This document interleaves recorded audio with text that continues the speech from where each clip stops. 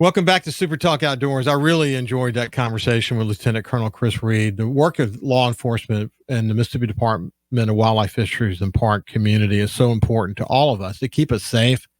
And I love the way he answered that question of that, the reason to get into law enforcement is to protect the resources so that our kids and our kids' kids can enjoy it. What a beautiful way to answer that question. As I mentioned, we're gonna shift gears now. This is going to be a bit of a different. This is not typically what we would talk about on Super Talk Outdoors, but the outdoors community is talking about it. We're all hurting. And I don't care where your politics are. If you're somewhere in the middle, which most Americans are, you're hurting as a result of Charlie Kirk's assassination. Everyone's talking about it. My friend Will Primos and I talked this morning.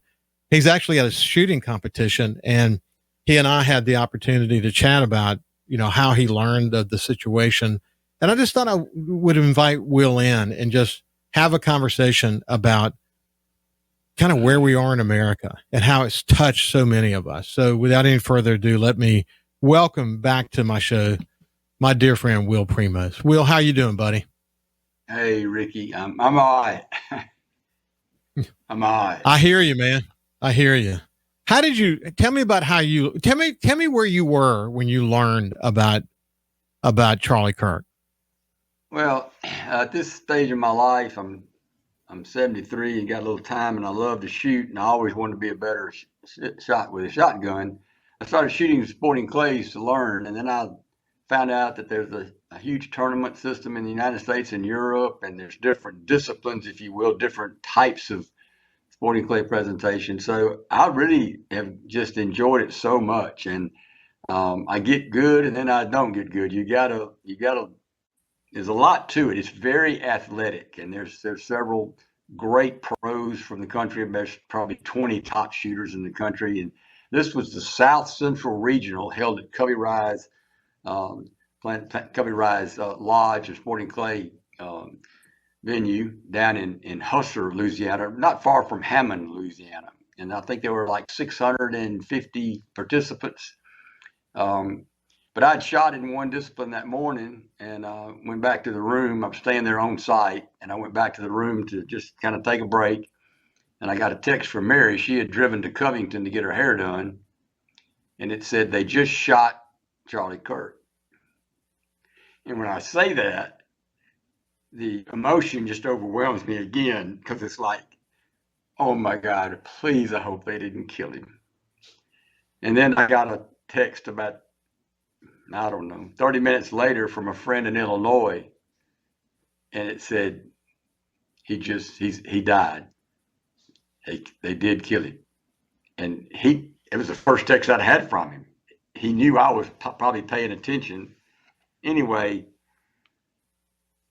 to resort to this is just overwhelming, to find somebody who was nothing but peace and love and caring and cared about everybody. And he wanted the best for everybody. He wanted the best for family. He wanted to teach people what he's learned from studying history. And my association with him was getting to know him through his times that he would be on Fox, or he would be on one of the shows being interviewed, or they would be talking about some event that he had just attended. And the way he would invite people up to the crowd, he said, if anybody disagrees with me, please cut in front, come all the way up front and talk to me. Let's talk about it.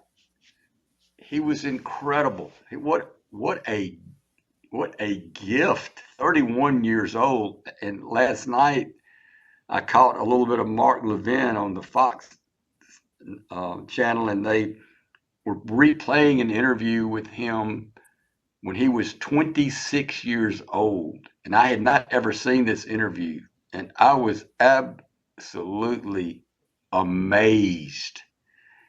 And I am so sad every time I get over it, and then I start thinking about it, and I just swell up with emotion. I wish I could fix it. I wish I could do something about it, because it's so unnecessary. It's so unnecessary. And to think that when we can't reason with somebody, they want to kill you for it.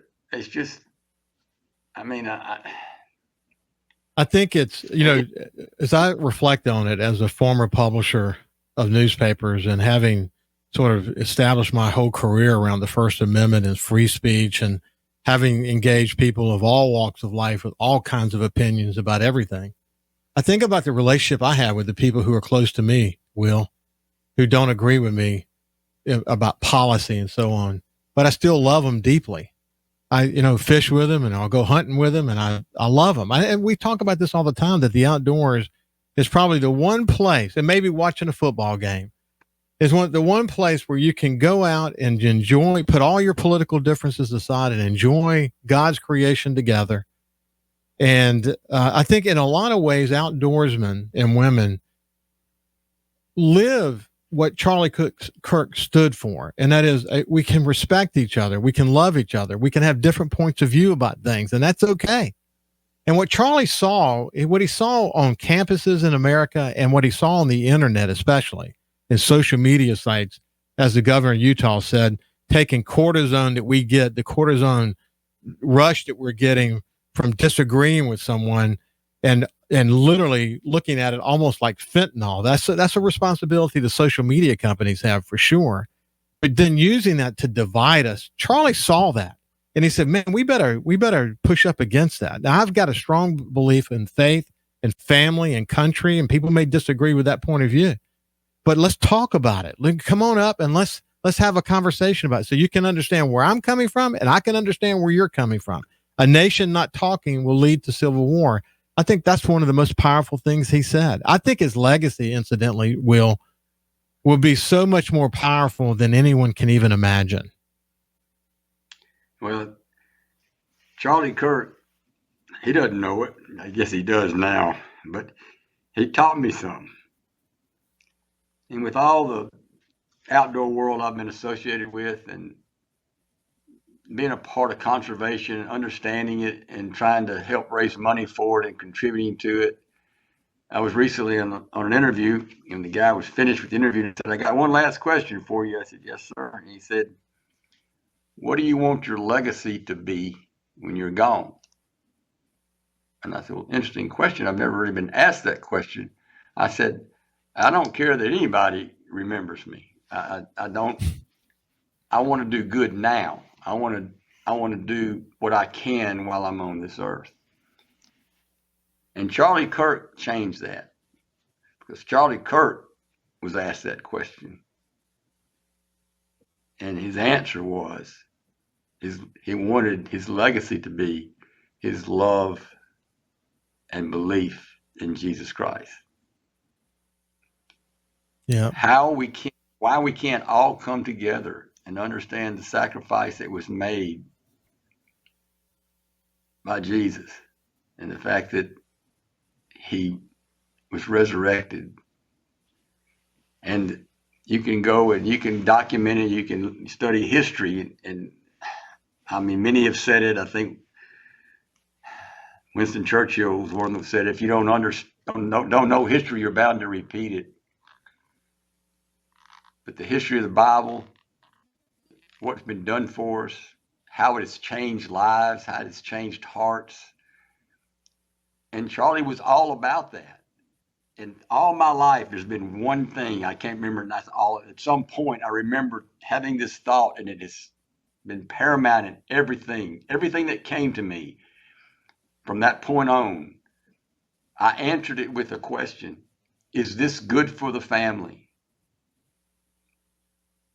Whether it be whatever it is in life, if it's not supportive and good for the family, it's not good.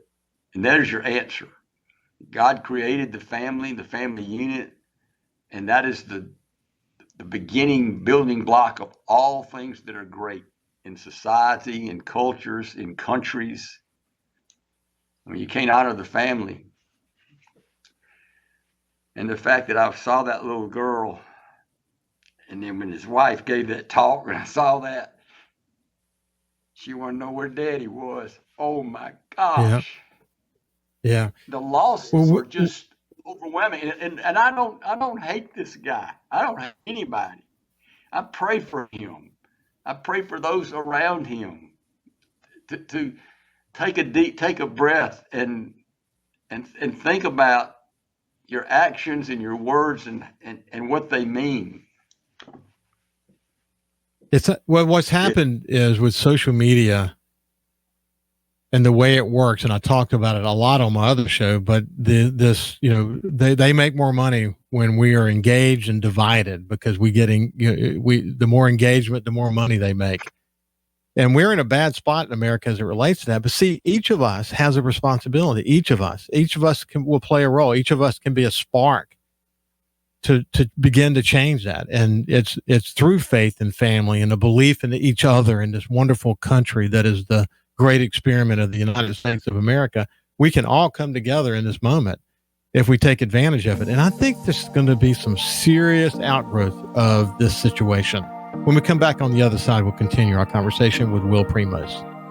Welcome back to SuperTalk Outdoors. We're joined by my friend Will Primos, and we're chatting about Charlie Kirk and his death and what it means and what our responsibilities are. I mean, each of us has a responsibility. Everybody's thinking about it. They were in church yesterday. As I mentioned at the beginning of the show, Will, I'm sure that everyone who goes to church prayed about it this weekend. I certainly did.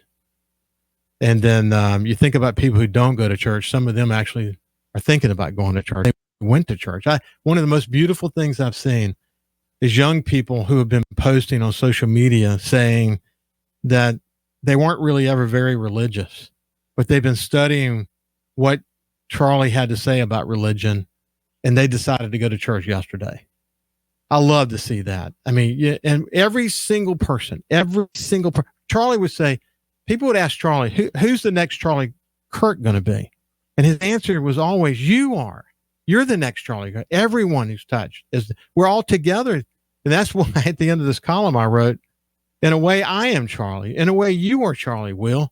It's up to us, not just to keep his legacy alive, but it's really what he taught about what you just said about family.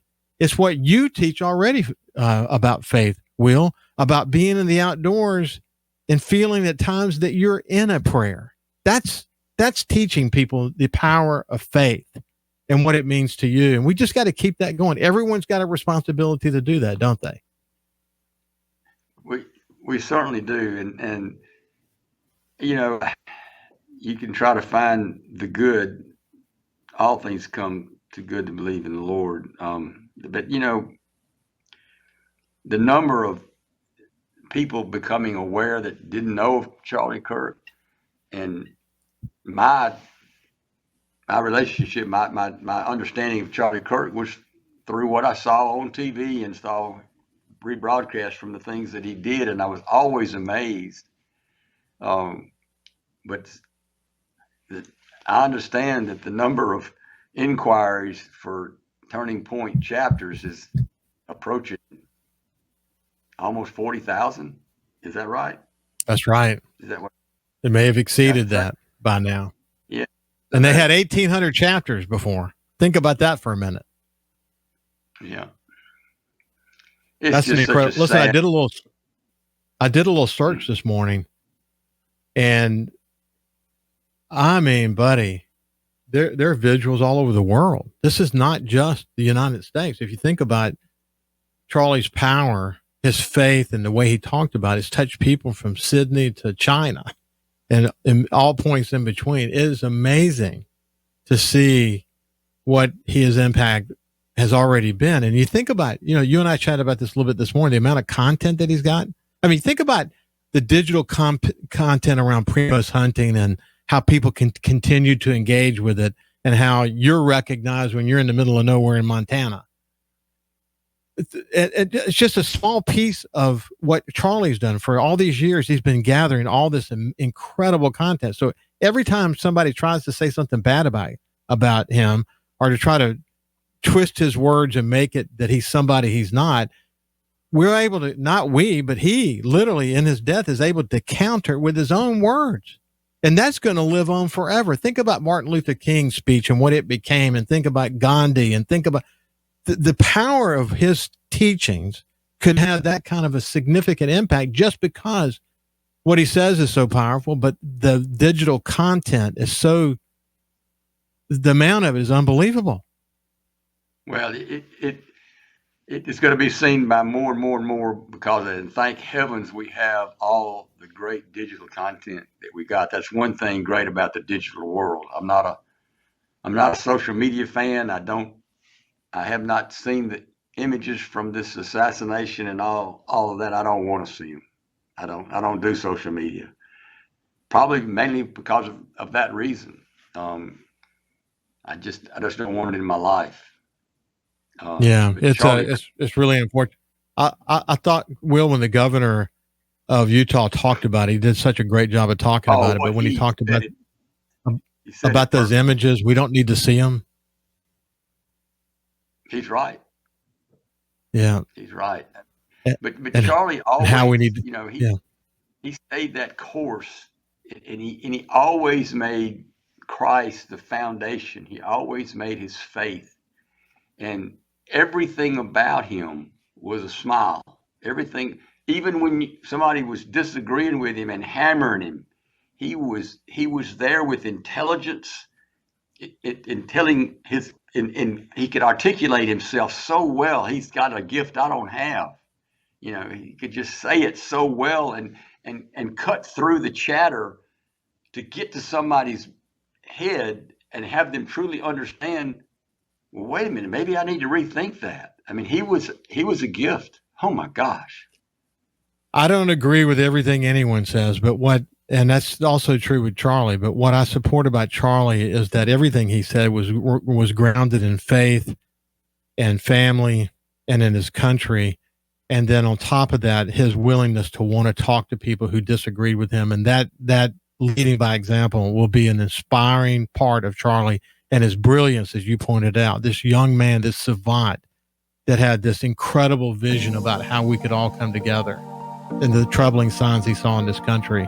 We're all going to be touched by that for many years to come. Will Primos, it's been a pleasure, my friend. God bless you. Thank you, Ricky, for bringing this as part of your show. Thank you. God bless you. You're welcome.